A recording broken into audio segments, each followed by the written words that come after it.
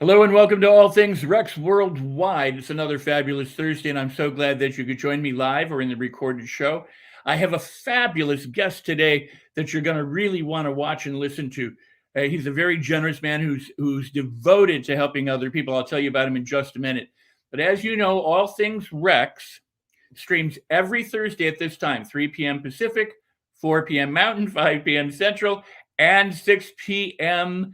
Eastern. So we're glad to have you here. We're on Facebook, we're on LinkedIn, YouTube, Periscope, Twitch, Twitter, and Roku TV. And we're available both, as I said, live and in the replay. So share as much as you can, like the show wherever you're watching it. And if you're listening and watching from Facebook, you can actually ask questions of my guest and leave comments. So I sure hope that you'll do that today. We started just a couple minutes early, but I know that you'll forgive me for that. I also want to thank the Los Angeles Tribune for the show and for all of the support and everything that they do. Today, I am flying solo. My producers are all very busy with some projects that are going on at the Tribune, some very exciting news about things that are coming up. But now, let's turn our attention to my guest, who is Mr. David Spizak. He is the founder and CEO of Disruptive Growth Solutions. It's a boutique consulting and advisory firm. He's created the industry's first retail, automotive focused think tank. He developed and sold multiple software solutions and serves as a trusted advisor to some of the industry's top dealers, groups, and tech companies. I've known David for a while this year, and I am so pleased that I do. I consider him a friend and a mentor and somebody that I like to learn from. And I know that you're going to want to learn from him as well. So help me welcome Mr. David Spizak. Hi, David. How are you today? How are you, Rex? Nice to be here. How are you doing? I am fabulous. And yourself, sir? Doing great. Thank you. That's fantastic. Now, I gave a little bit of a hi, Scott. I gave a little bit of a an introduction to the some of the things that you do, but you do so many things, and you're so helpful to so many people. Would you tell us how you got started on your own personal journey? Man, it was a mess. And that's okay. We all, we come into this world, and the thing that we have in common is we don't choose our circumstances. We don't choose, geographically where we're going to live. We don't choose our ethnicity. We don't choose our parents. We don't choose our economic circumstances. And we spend a lot of time as kids just trying to figure it out, and then you get to be an adult, and guess what? You still are trying to figure it out. The one difference is, at some point when we're an adult, we do have the choice of whether to look forward, or to whether to live in the past, right? And when you come up and have difficult circumstances like I did, and you deal with adversity as I did. The biggest challenge is just breaking away from that, taking it for what it is, trying to learn something, pull something. You can extract positive things out of negative experiences. It's one of the many things I've been fortunate to learn. And if you could do that, if you could move from reaction, Rex, which we all have a right to do, no matter what happens to us, you have full license to react any way you wish. But it's really how long it takes you to go from reaction to response. And is your response negative or positive? And therein lies a secret. So for me, I came up, it was a tough childhood. I didn't choose it. I was fortunate enough to have the greatest mom in the world. I was unfortunate to have one of the worst fathers in the world. And I'd like to say that they leveled, kind of balanced each other out. But when you have bad in the house, negative in the house, evil in the house, nothing offsets it to enough. Certainly, it's not as a kid. But, I had the opportunity, and the blessing of having just a really world-class mama. And the best thing my dad ever did for me or my four siblings was to walk out. He had the audacity to sit us all down in the bed, peer down at us. He was an imposing guy, and looked down at us and said, I want you to know I'm leaving you. You're cramping my style. That was his last words. Wow. And so pretty harsh for a group of kids. I was in the middle of that group, middle kid. and he left. And the brilliant thing was that the massive negativity, the emotional warfare, the psychological warfare, the physical beatings, those things, the violence against my mom or against us as kids, that ended. It was great. The not so great thing though is now all of a sudden your mom has to go from being a full-time mom to getting multiple jobs and trying to figure out what's next. My mom never complained, never played a victim, never spoke ill of anybody, just went about her business. And she was really my lighthouse that first taught me that we have a choice when things happen. We don't necessarily choose what happens to us all the time, but we always have a choice of how we respond to it. And so that was one of the first lessons. Long story boring, like a lot of kids in that situation, I ended up acting out. I didn't produce my best in high school. I was a relatively intelligent kid, but I was not utilizing my intellect, my full capacity. I got through high school, graduated young, 17, and ended up just getting into mischief. And I had an epiphany one day that, if I look down the road, I'm probably going to either end up in a gutter or jail, dead, either bad or bad. And so I thought, I'm going to get in my car. And I didn't say a word to anybody, not my mom, not to anybody. I drove across the Bay Bridge next to San Francisco, and I went directly to an enlistment center, Rex, and I enlisted. I walked in and said, I'm in. I need to enlist. And the fortunate thing is when you walk into an enlistment center, there's nobody there. He says, are you sure you want to do this? Nobody's saying, well, you really want to think about, do you really want to wear the same clothes for the next 3 or 4 years?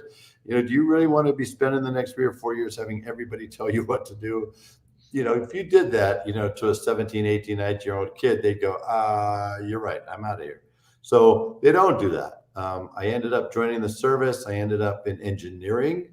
They give you an aptitude test to kind of figure where your brain is.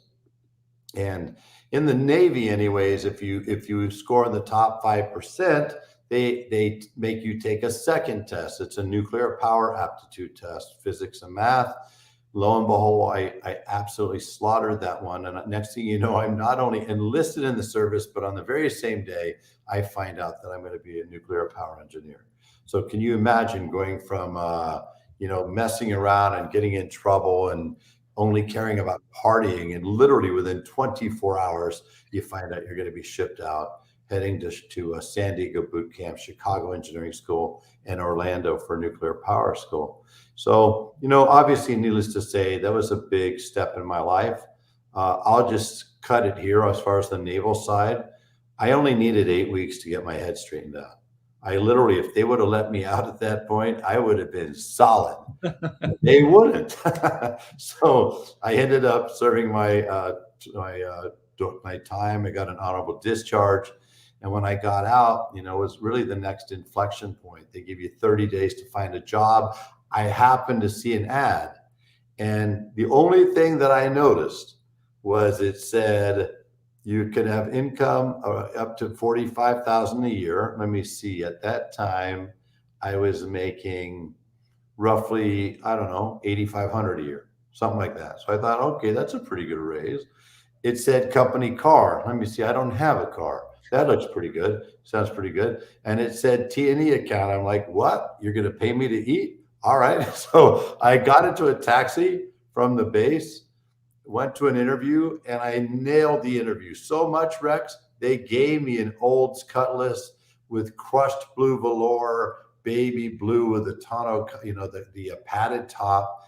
I was like rolling. And I went from just not knowing what was going to happen again to going, this is pretty good. So I fell into a job in the car business. And a year later, I ended up working in dealerships directly and spent the next 25 years as a manager and ultimately as a dealer. And a lot of lessons, short amount of time we have, but suffice it to say, I wasn't the smartest cat in any room I was in, but I can promise you guys, anybody who happens to be listening, this is dead truth. I out hustled, I outworked, I got up earlier, I worked later, and I didn't go party after work. I went to work, I went home. That's all I did. And then I studied because I never had a chance to go to college. So anytime I could, I'd get a college course in my car, cassette tape, I'd listen to it, I'd get a newsletter, and I was constantly taking in information. And I had this massive curiosity as a kid, and it served me so well because it turned out that that same curiosity turned out to be an insatiable thirst to know, to have knowledge, and to educate myself so that I can do the best I could in any circumstance. If I was in front of a lawyer, a doctor, some rich woman or rich guy, I wanted to be able to speak, at a level of a college educated human being. So that was the next inflection point. I simply worked and out hustled and outworked pretty much everybody. And the second thing I will tell you, here's a lesson for anybody and everybody. Somebody told me, I had a lot of angels in my life. One of them said, when you go interview for a job, make sure you're not the only one being interviewed. Interview them too. And know this, when you take that job, right, that you need to be able to respect and admire the people that you are working for. They need to have your ideals and your ideology and your philosophy, or it's not going to end well. Why? Because ultimately, if it comes down to their ideology or yours, who's going to win? They are, right? So I took those words and I was very selective who I worked for, even though getting a job wasn't easy. That is a stellar attitude, number one. And number two, I think some people get so desperate that they take anything that they can and forget that it is a two-way street. You're adding value to the company and they're adding value to you. And it should be maybe not equal, but it should be reciprocal in some form. Yeah, I think that one of the things that anybody could benefit from, Rex, you have a great point. And here, I really want you to think about this. Anybody who's out there, I want you to think about this. Say you go get a job and it's your first job right now, and it's 12 bucks an hour, 15 bucks an hour. I want you to think about this. Okay, if you do what you say you're going to do, what is going to be their ROI? It's going to be outstanding because they paid for something and they got at least 100% of their expectation. Is that true? Yes, it is. If you are exceptional at what you do, by definition, you're going to get a low ROI. Makes sense from a financial perspective. You hire me to do $12 of work and I crush every other $12 person. That means from an ROI perspective, I'm getting a lower ROI, ironically, than any of the lower performing people you have. Make sense? So here's the key. If you look at it that way, it can ultimately weigh on you. It's going to affect you attitudinally, and it's going to affect your performance. And then you're going to become a self-fulfilled prophecy, which we all know how that's going to end not well. So the thing is that's why you want to interview the other one. Because if you know you're going to bring it, you're going to perform at or above the level of what they expect, then you better make sure your ROI is being able to hang out with somebody who's ultimately going to be able to be a mentor. They got to be more than a manager. If all they are is a manager, that's probably not enough. Anybody could do that. But if they're also have leadership capabilities and the ability to mentor you and help grow you, that's a whole different level. That's truly an amazing suggestion for people. I mean, they really should take it to heart. There's these things we call mirror neurons, correct? And what mirror neurons are is we reflect each other. We actually are kind of empathic to each other, and that's why misery loves company, and people commiserate. And if you hang around a lot of negative people, you're going to find yourself being pulled down just by being around them. You don't need to have a whole lot of exchange. Now, the opposite side, if you're around positive people, or in this case, like you said, a mentor, not just a manager, but somebody that can uplift, edify, just by being in the presence of that person, you're going to benefit. Now, if you can actually get inside their head, pick their head, learn from them, as a mentor and apprentice or a student mentee, gosh, more power to you. That's incredible advice, David. Thank you. It used to be, I was born in 1959, And, back in the 30s, 40s, 50s, it was very common that somebody would go to work for somebody, whether it was out of high school, out of college, and if it was any kind of a professional vocation at all, whether it was sales, marketing, insurance, real estate, whatever, you'd take a job and you'd wake up 35, 40 years later. If you're lucky, they hand you a decent wristwatch and a pension, right? But then pensions kind of went to the wayside. They got ultimately replaced by 401ks, unless somebody's in a union. And the gold watch went away, and it really became more that people went to work in a position ultimately that was going to lead them to a next opportunity and next opportunity. It used to be that when you looked at somebody's resume, Rex, and if you saw, in the last 10 years, if you saw more than 2 dots, you go, whoa, what's this? What's the problem with this person? They can't hold a job. Now I get resumes, and in 10 years, if they have 8 dots on them, I go, wow, this is a mover shaker. This person, everybody wants to poach this person, or they keep going from here to here to here to move up. So the paradigm has changed radically in many respects, but that aspect of it has not changed. If you're simply going to work, trading your time for money and spending your time interfacing with a manager, by definition, by its very nature at baseline, that's a losing ROI, right? So yes, you have to have belief in yourself. It's really important you understand your skill set, but it's more important that you have this mindset that I am going to outwork, out hustle, out grind, outperform. And I'll share something with you and with everybody else that I used to use as I was working for people, and I still use today. Okay, so if you hired me, Rex, for a position, I would let you know that, if you entrust this decision to me, if you entrust this position to me, I will make sure that every day of your life, that at some point in that day, you're going to say, man, every time you look at me, you're going to go, I'm really glad I did that. That's what drove me. I'm really glad I did that. Right. So it was all about service. It was all about proving myself. I never worried about the next raise. Okay. And trust me, I teach people now how to get more money, right? How to navigate and negotiate. But at that time, I knew if I outperformed expectations, if I blew them away, if I constantly made them look at me and go, man, I'm glad I did that. If they would think, if he could do that there, what could he do here? What could he do here? What could he do here? And it's never failed, honestly. That is such an incredible attitude, and it's one that how did you come to it? You stumbled into it. I mean, you gave us some of your background, but well, I didn't have a father figure. Oh, I had a bad father figure, but I didn't really have a father figure, Rex, to be able to glean that type of wisdom from. That's where a lot of kids, I've got 2 young kids, 5 and 7, and man, I try to be a wisdom machine, as does my wife, every single day. I didn't have that.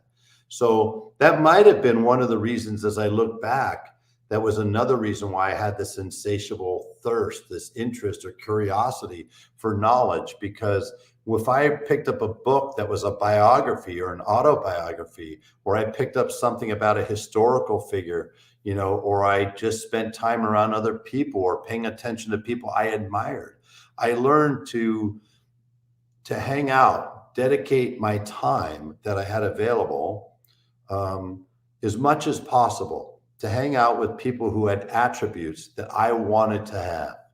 Okay. And trust me, it wasn't that I was a taker. I wasn't. I always have had a giving spirit and mentality. I just know that you get things by osmosis. If you're around people, of course, Jim Rohn said it really well, you tend to be the average of the 5 people you hang out with the most. So I learned very early on to surround myself with, or at least allow myself to get exposed to people who have different perspectives, who had greater experience, greater intellect, and had a wisdom that I didn't have. And that was, I said this years later, I believe that every child should have a council of fathers and a council of mothers, right? Because we grow up with our own perspective and our own view of the world. But man, as I grew older, anytime I could find somebody that I could, in my own brain, put them on my little secret council of mentors or wisdom, man, I hung out with those people and I learned as much as I possibly could. That is truly, truly awesome suggestions, awesome advice. Uh, Fans of this show and friends of the show know that we're huge advocates for Napoleon Hill and the Think and Grow Rich, The Laws of Success, in any of his writings, actually. And the idea of going the extra mile and going beyond and adding value and being the first person to show up and the last person to leave, you demonstrate that. But now you're not a small fish anymore. You've accomplished so much, and on top of that, you are so willing and so generous to share your advice with people. Could you tell us a little bit about that too? Because you have sessions that come up during the month where you mentor people, and you've got a podcast, different things. Could you share some of what you're doing, and then we'll get back to advice? But this is beautiful, David. Thank you so much. Thank you. I appreciate it. Appreciate the kind words. So, like everybody, I think pretty much like everybody, I mean, most of us are going to go through some adversity, some of us much more than others. I've come to believe that the greater the level of adversity that you experience at a younger age, I believe that you're far better prepared and equipped to deal with adversity as you become an adult, to deal with adversity as an employee or as an entrepreneur, business owner. And anybody that grows up with zero adversity, here's the plus, they grow up in peace or in happiness or contentment. They got mom, they got dad, or they got two moms and two dads, and they get the wisdom and they get all those things that you hope any child would get.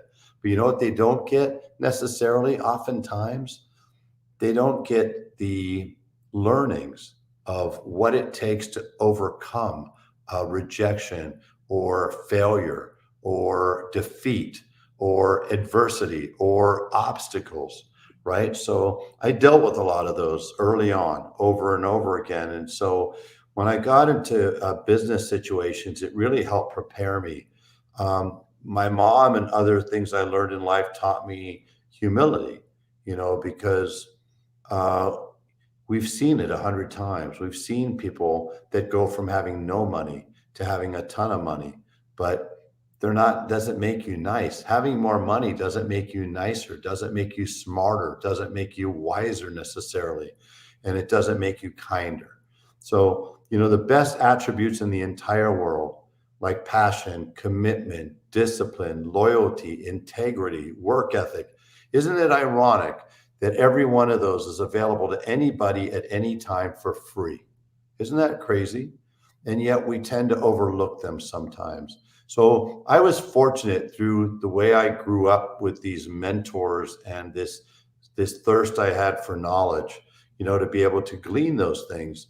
Over time, that forges you, just like they always say with steel, it forges you through that adversity and defeat. And ultimately, I kept my head down. I did exceedingly well in my automotive career. I did exceedingly well as a dealer. I did exceedingly well. Ultimately, I was able to start my first company, get this, my first software company, I should say, at about, I was about 48 years old, right? I was at the young age of 48, starting in technology. Can you imagine? Didn't know anything about building software. I just knew there was opportunities. There was a problem that needed to be solved, and I needed to pull a Henry Ford and surround myself with people that were smarter than me, do a good job of communicating my vision, and let them do their job. By the way, here's another super important piece of advice.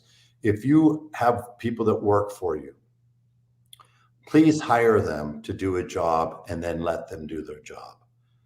Don't hire them to do a job and then spend all your time telling them how to do a job.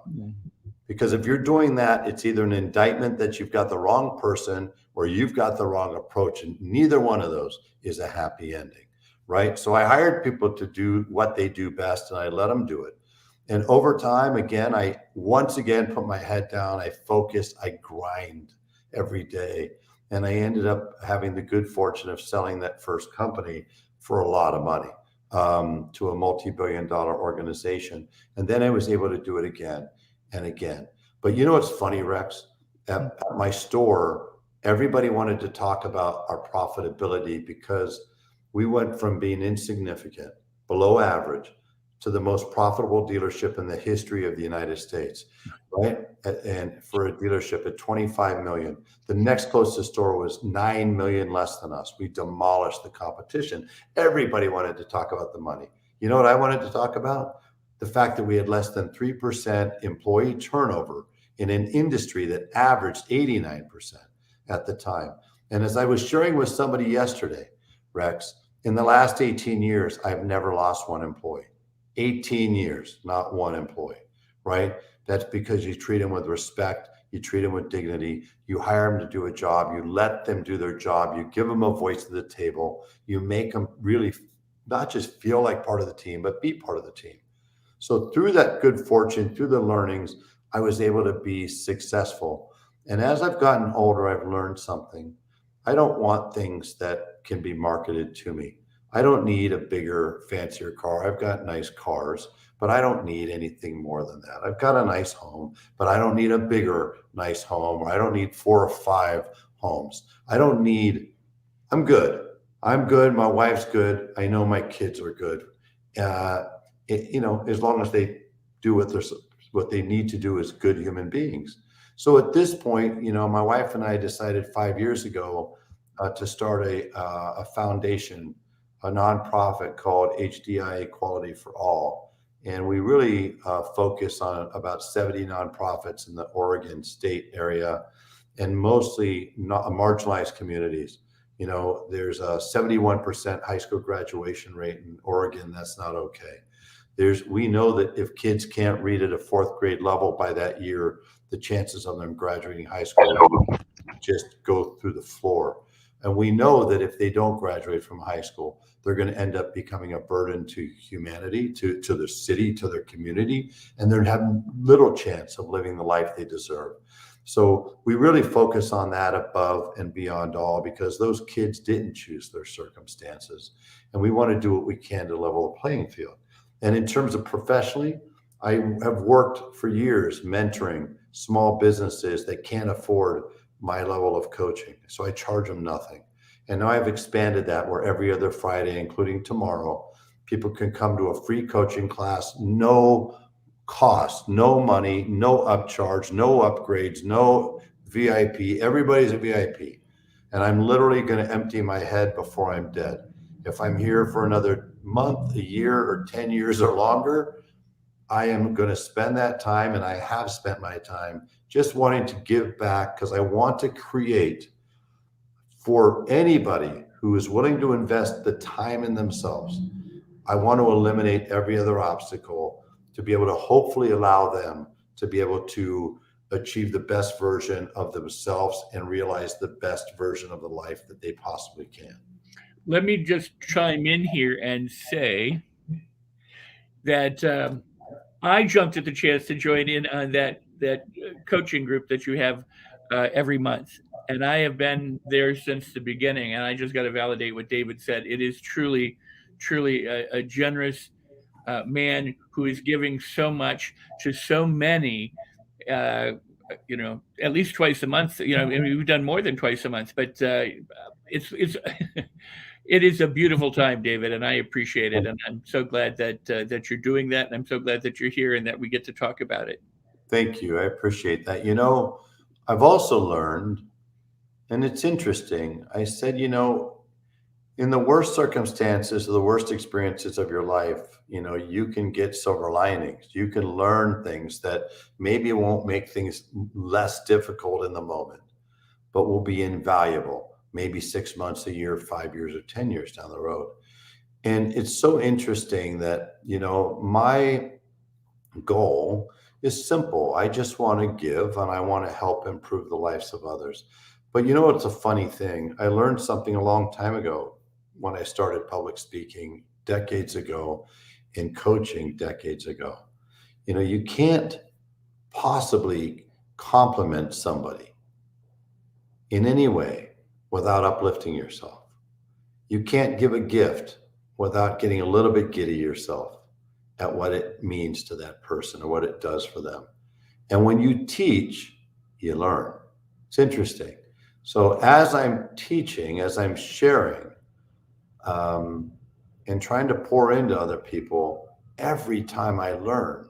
And then you know what the best part is we've created this community, of about 500 people already in the last couple of months. And we interact with each other in between every other week, those 2-hour sessions. We text each other, we communicate. I've got a community page on Facebook called David Spizak's Community. I know it's catchy, big marketing, to come up with that name, but David Spizak's Community. And we share openly, we uplift, we support, and I provide additional resources on there. And yes, guess what? They're free. So, it's a thrill. And I'll tell you what, I've been fortunate enough, to coach and mentor, somebody who had absolutely nothing, was a support person in a dealership, making no money. And now he's one of the top people at Audi, right? I've got another one that I worked with and supported and coached and mentored. He now owns 4 dealerships, right? Is already a multimillionaire. I've got another one, that we advise and mentor, and we provided seed investment. And that seed investment, from 4 years ago is now a company that she's turned into a company that's heading towards $1 billion, big 9-figure company. I'm telling you, for all the things I've been fortunate enough to experience in terms of success, small or large, from doing well at work to being able to sell multiple companies, okay, none of them rival what the feeling I get when you're able to coach or mentor, to give to somebody else, and in turn, you see them achieve great success, similar success, or even beyond the success level that you've achieved. There's absolutely nothing like it. I love it. And I want to do that as much as I can. And, I want to prove to my kids that anybody can have a transformative effect in this world. And it's so simple for any of us. Just simply make this commitment every single day of your life. I'm going to leave everybody better than I found them. Isn't that simple? But it's straightforward. It's easy. It's beautiful, right? So if you go into a place to eat and the server doesn't say hi, and you sit down and you got the menu and it's been 2 minutes, 3 minutes, 5 minutes, 8 minutes, nobody's taken your order, nobody's come over to get drink orders, don't get angry, get kind. Make that person, leave them better than you found them. And when they come over, which they will, apologetically, and say, I'm so sorry, I'm buried. This person called in, this happened. Just say, hey, listen, it's okay, relax. I could see that you're buried. You're absolutely up to your eyeballs. Listen, we're fine. Do your thing. You know what's going to happen? You're about to receive the best service that human has ever rendered to anybody else. But here's the better news. Everybody that he or she sees after you is going to get the same level of service, right? So how cool is that? How powerful is that? So I want to teach my kids the power of humanity. And I would love, as I often say, Rex, I don't have this desire, this burning need to sell out an arena or a convention center. If people do that, God bless them. I think it's awesome. I go to those a lot of times. But I do have a burning desire to sell out my funeral. And yes, I know I'm going to miss the party. I get it. Kind of. You don't know. You don't know what it's like afterlife. But I want to show my kids what it's like if you stand for something, and if one of the things you stand for is giving back and kindness, I want them to be able to see the aftermath, the positive impact. So it's one of the big reasons that drives me, amongst many others, to want to give back. You're on mute, I think. I was. Thank you for pointing that out. Um, it's truly, truly beautiful, and it truly is something that all of us could grab hold of and exemplify more in our daily lives, and to spread it around, and to always pay it forward. I have a saying that I've said for decades now, that if you throw out a boomerang comes back. You don't get a teacup. So if you go first with a kindness or a good act or something, you'll get a kindness or a good act back. But that ripple effect is truly impressive. And so you're so right on. I want to go back just a little bit to also and just say, my background is also in the film business and child stars. The joke that is, that well, the reality is that an overnight success takes 15 years, unless you're an 8-year-old child. Yeah, that's right.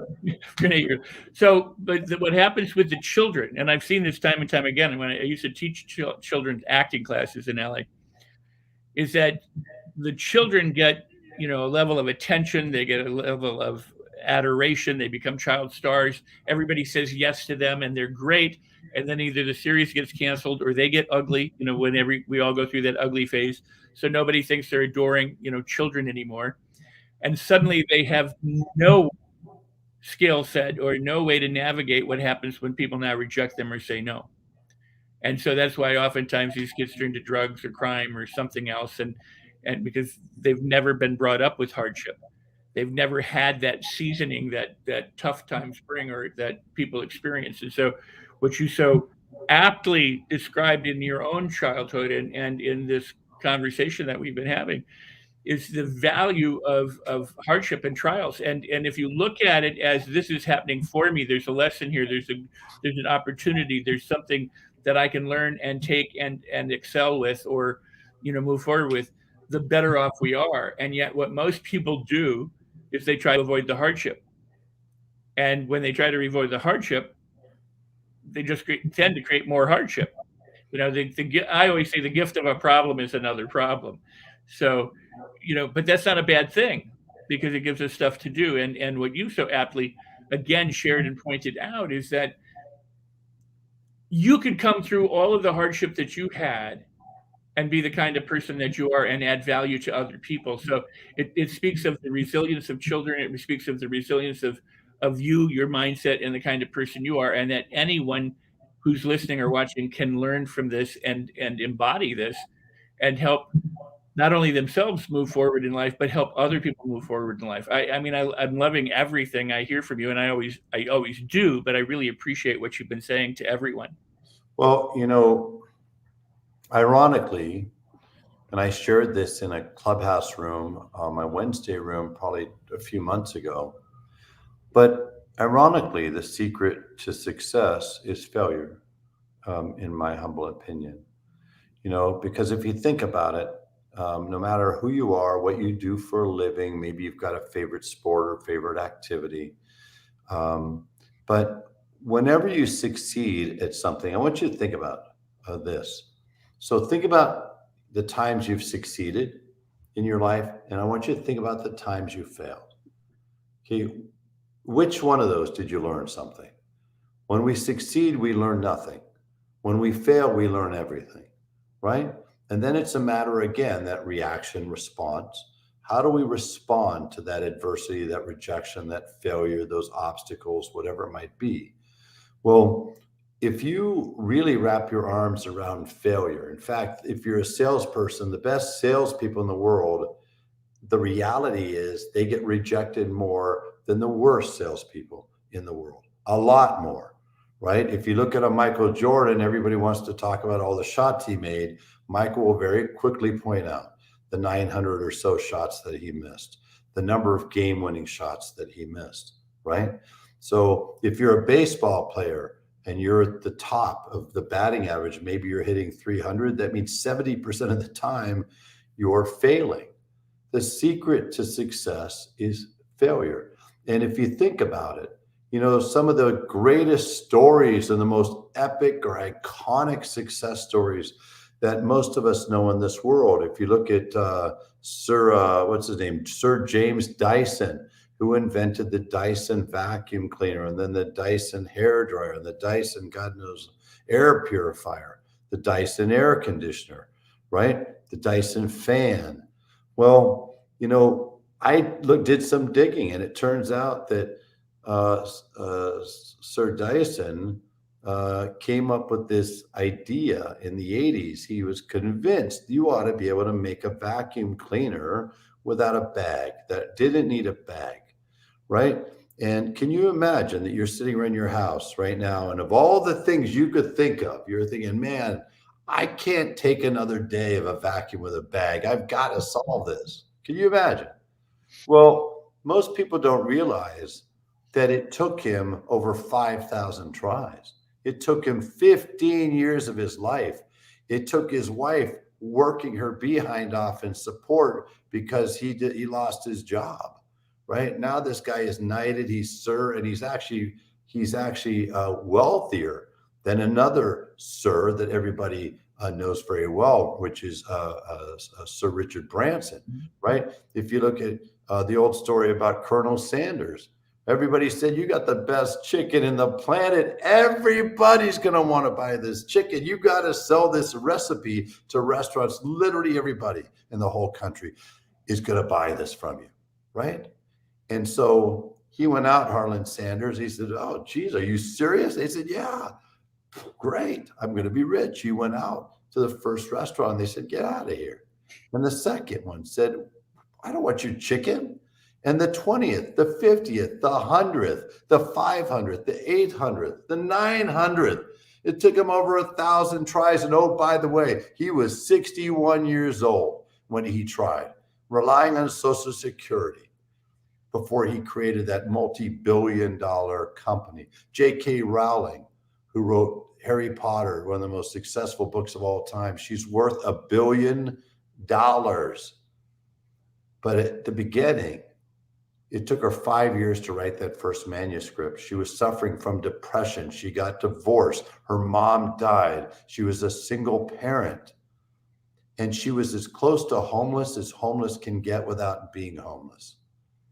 And she took 5 years of her life to create that story, only to get rejected again and again and again and again and again and again. I'm not done. I'm halfway done. And then finally somebody said yes. And lo and behold, she becomes this 10, 15, 20-year overnight success story. Oprah, same thing. Grew up under, sexual abuse, left home, ran away from home, got pregnant, lost the baby, ended up as a journalist, worked her way up, finally got the show. She got to be a co-host with a show. The show failed. They blamed the failure on her, not her co-host, the guy. Okay, long before she was ever making worth a couple $1 billion. And over and over. Elon Musk, one of the smartest people in our generation, maybe the smartest. He was on the edge of being over with Tesla because the investors said, we're done. I'm not giving you any more money. And so he had to do some serious moves to restructure that company, restructure the debt, get him out of that situation before he becomes one of the wealthiest people in the globe. I mean, that's the thing. One of my favorite expressions, Rex, favorite quotes, is be kind. Everyone's fighting a battle. And just because somebody's driving a nice car, lives in a nice house, seems to have a nice job, doesn't mean that they're not fighting a battle. And it doesn't mean that they haven't fought many battles to get there. I'll be clear. There are absolutely a number of people that didn't choose their circumstances and got born into incredible circumstances. What's her name? Gates? What? Microsoft? Are you serious? Okay. We're not going to worry about that kid, right? So there's those people, they grew up, they didn't have to deal with equality issues. They didn't have to deal with racism. They didn't have to deal with rent insecurities, food insecurities, family insecurities. But even a lot of those people, while they didn't have to deal with those, and those are huge, huge obstacles for a lot of the people that we live around, which is why my wife and I are so dedicated to equality. But there's people that grow up with everything, end up epic failures, or end up in depression, or to your point, end up on drugs. That doesn't sound like success to me. There are other people that grow up in great circumstances and they leverage it, right? But most of us, somewhere, somehow, if you do a little digging, we faced up with some adversity, and some people very serious adversity. So it really is a matter of, you know, do you have the ability to rise up? And do you have the ability to have your eyes looking forward? And do you have the ability to hold yourself accountable from this day forward? Because my dad has not a damn thing to do what I did when I was 20 or 22, 25, 28 or 30. But if I had used that and blamed him every day of my life, I would be in a completely different situation. And the sad thing is, I would have had the same potential, but a different ending. Wow. That's a brilliant insight. Truly, truly a brilliant insight.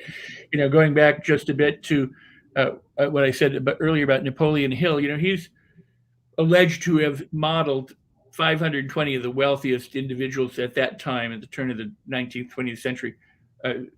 And of those 520, almost all of them, according to him, suffered incredible hardship, disappointment, bankruptcy, you know, devastation before making it successful. Now, fast forward to the end of Hill's life, and before he passes on, he continues to write books, and he said, of the 520 people I modeled, only one had a good life. He said, and that was John Burroughs, the naturalist, because John Burroughs thought to have peace of mind, not wealth. There's nothing wrong with wealth, but what Hill said about the other people was many of them, not all of them, some of them killed themselves, some of them ended up in drugs and alcohol, some of them ended up in insane asylums for the time, some of them just completely devastated, disappeared from the planet. And he said, and their children were also, many of the children, because they didn't have hardship, they hadn't grown up with the idea that, you know, you can have balance, you can have money and be, you know, kind, you can be good, but you need to take care of yourself. And what you exemplify is this mindset, this balance within you that says, you know, I can have good things. I don't have to have everything. I could, but I don't have to have everything. What's more important to me is to pass the torch, to share with people, you know, and give to people generously as you do the knowledge, the wisdom that you've extracted from the life that you've lived and the quality of life that you lived. And so I really appreciate you sharing that.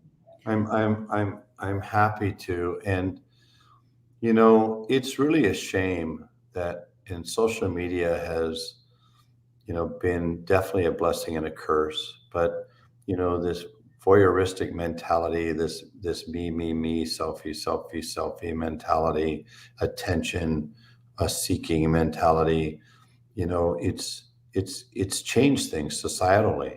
There's, you know, there are some good things about social media, staying connected, long lost friend, grandma can see pictures of the kids. I get it, but there's a lot more negatives. And, you know, it's interesting. You said something about negative people early on. If you put 10 people in a room and 9 of them are, you know, almost annoyingly positive and one of them is negative, you could bet all the money in the world that the one negative can turn the other 9 before the other way around. That's just the way it works, right? You don't have to work. Think about it, everybody. Do you ever have to work at all to get a negative thought to pop in your mind? Right. Or it just happens, right? But to keep a positive thought or outlook, you got to work on it subconsciously or even consciously. So it is a big deal. And wealth is a sucker bet, in my opinion.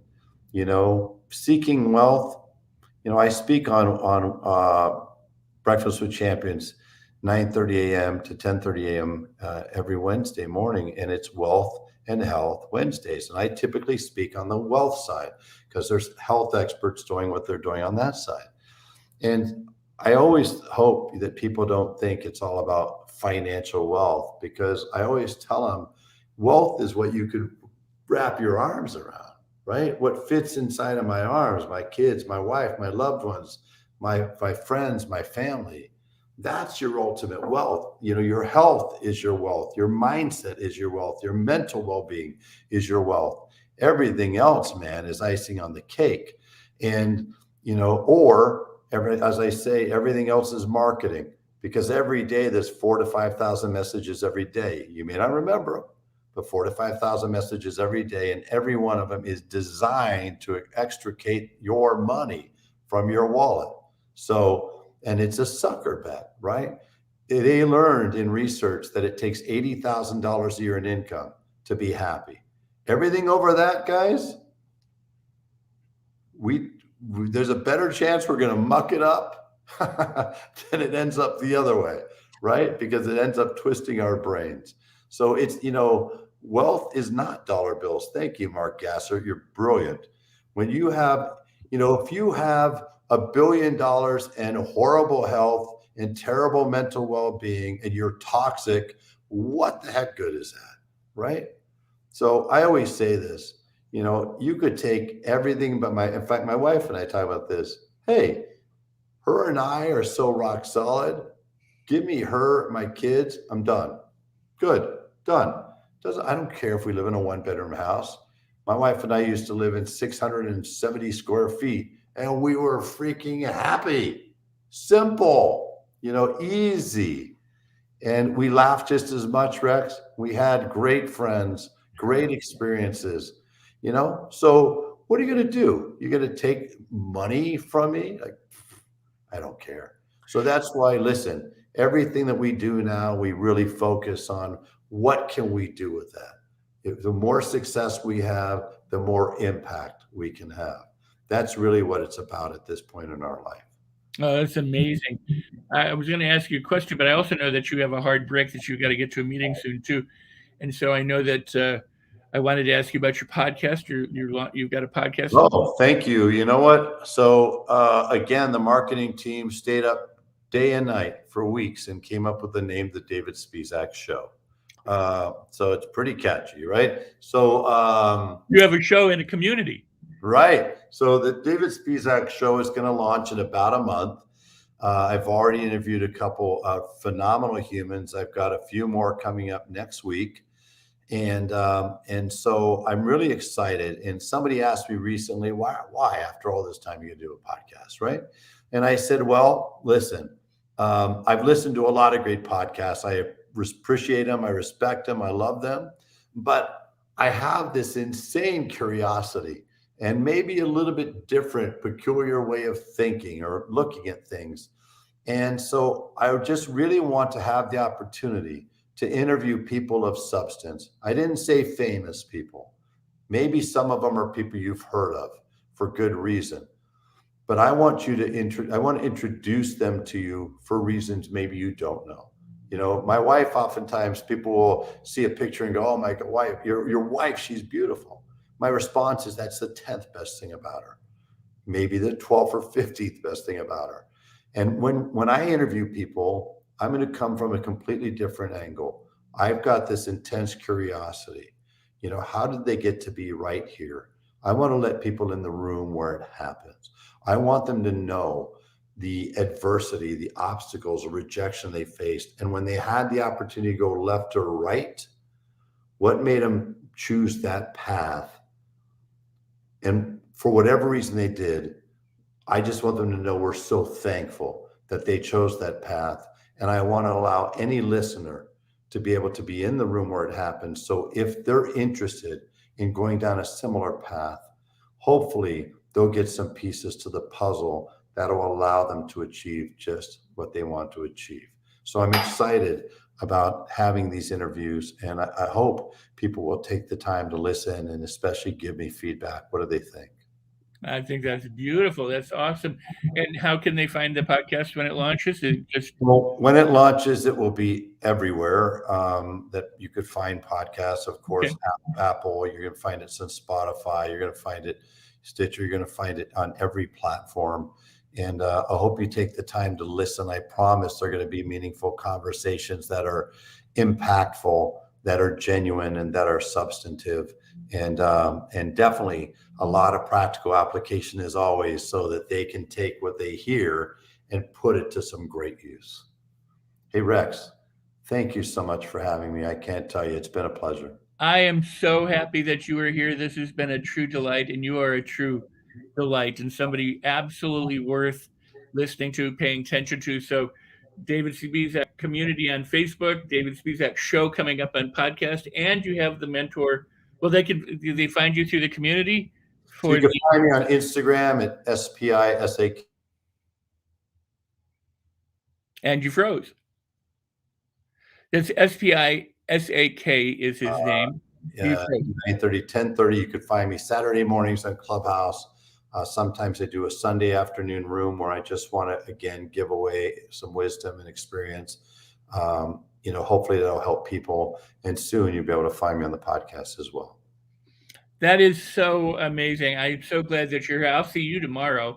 And thank you for that. And blessings, peace, and all the best to you and everything, you and your wife, and all that you're doing tonight and tomorrow and beyond. I can't tell you how grateful I am.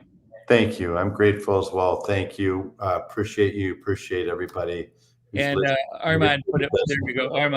Armand works with you, and he's a great guy. I love him. He's a rock star. He's just an absolute rock star. So Armand, thank you as always for helping to make this happen. Awesome. That's so cool. Thank you. David, thank you. I'm very good.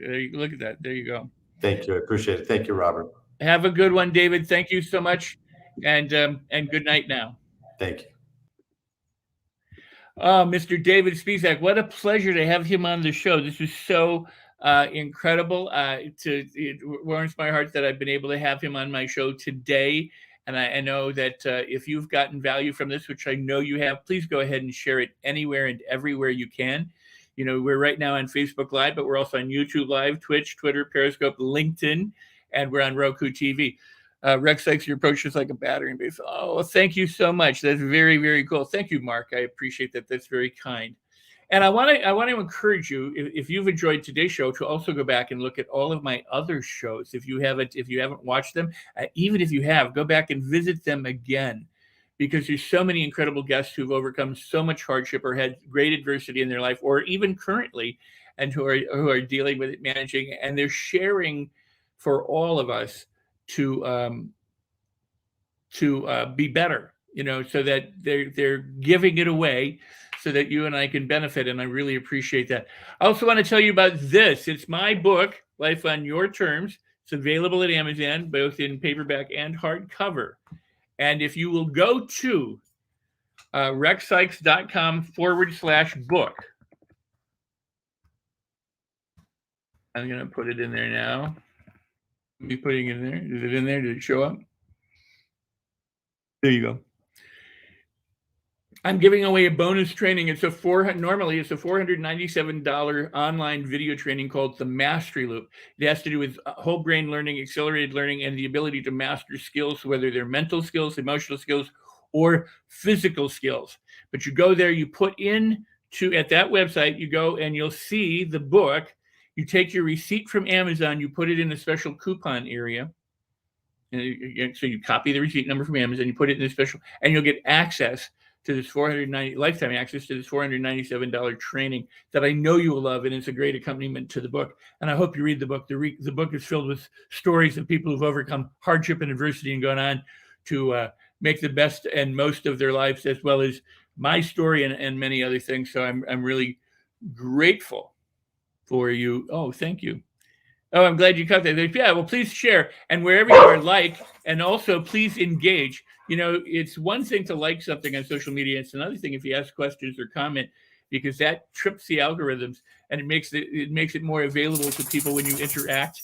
And if you share it, it makes it even more available to people, because you can share places that I never could, and you can reach people that I never could. And I hope that you will. I want to thank Mo Rock and the Los Angeles Tribune for this show, All Things Rex Worldwide. And we meet every Thursday, 3 p.m. Pacific, 5 p.m. Central, 6 p.m. Eastern. My guest next time is Mark Allen. Mark Allen is the publisher, published Shakti Gwan's Creative Visualization, the first publisher of that book. He still has his publishing empire. He too is someone who you're going to want to listen to and pay attention to, because he lives and walks his talk, and is a provider of great information, of very well-known people who've shared golden nuggets, a wealth of information to help you live a better life and transform your life and your mindset and your heart. So join me again next week. Go back, look at all my shows. Check me out on Facebook if you like. And I have Clubhouse groups. I've got a Clubhouse room in the morning, every morning at now 8 a.m. Eastern. I'm sorry, 8 a.m. Pacific. We have the Gratitude Activator. It's part of the Rex Sykes Results Network on Clubhouse. And then we have evening groups Tuesday, Thursday, and Friday night. We've got one on neurolinguistic programming and NLP group. We've got one called Life on Your Terms. It's the name of my book. And then we've got one called Change Your Thoughts and Transform Your Life on Friday. So come and join us. I'm so glad. Oh, thank you, Trang. I'm so glad that you joined us today. I look forward to seeing you next time. And have a fabulous day. Remember, as I always say, if you consider everything a blessing, everything is a blessing. So go ahead and celebrate everything. I want to thank David Spizak. I want to thank you. I want to thank the LA Times. Peace, love, I'm out.